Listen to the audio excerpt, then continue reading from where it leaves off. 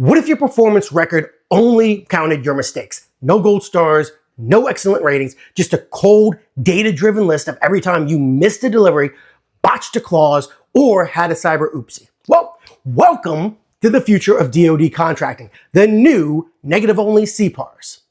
Buried deep in the 2026 National Defense Authorization Act, sections 867 and 836, if you're keeping score, Congress wanted to overhaul how contractor performance is tracked.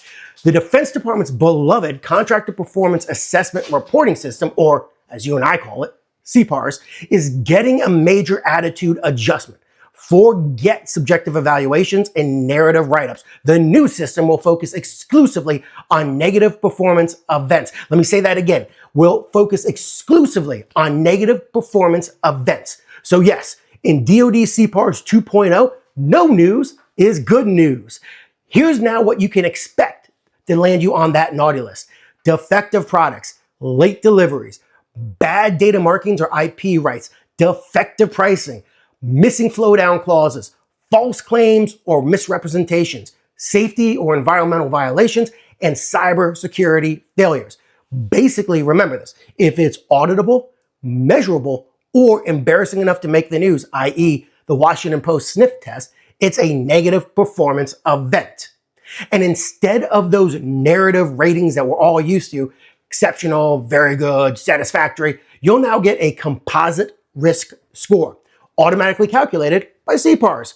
That score factors in how many negative events you've had, how big your contracts are, and how many transactions you've done.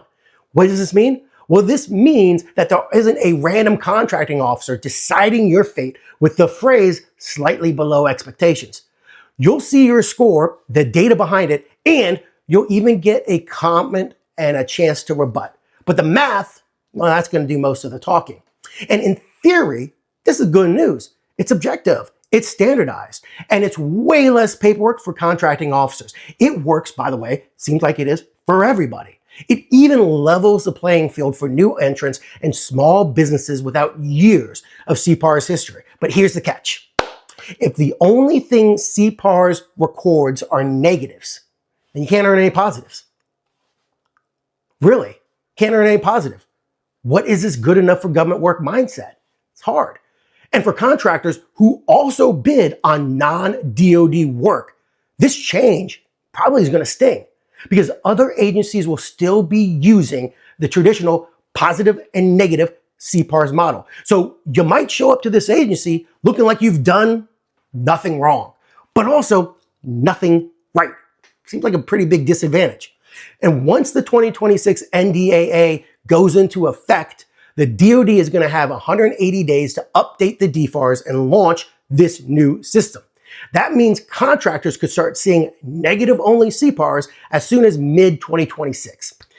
Existing contracts, though, are still going to use the old system, but new awards, well, they're going to fall under the new rules. So yeah, you've got a few months to tighten the bolts, but you need to tighten them. And here, by the way, is how you should tighten them. First off, audit your operations. Late deliveries, clause flowdowns, cyber compliance, find weak spots now. Number two, keep your documentation airtight. Documentation has always been critical, but it's more critical now. If a negative event pops up, you'll need proof and a quick rebuttal. Train your teams, including subcontractors, maybe especially subcontractors, on what counts as a reportable event. Because in a world where only your mistakes matter, flawless execution is the new marketing. And we're going to keep tracking the final NDAA language, DFARS rollout, what's happening with CPARS so that you don't get blindsided. If you're in the GovCon world, hit subscribe, drop a comment below, ask a question, and remember, in this new world, no news really is good news. Make sure to stay compliant, stay competitive, and stay tuned.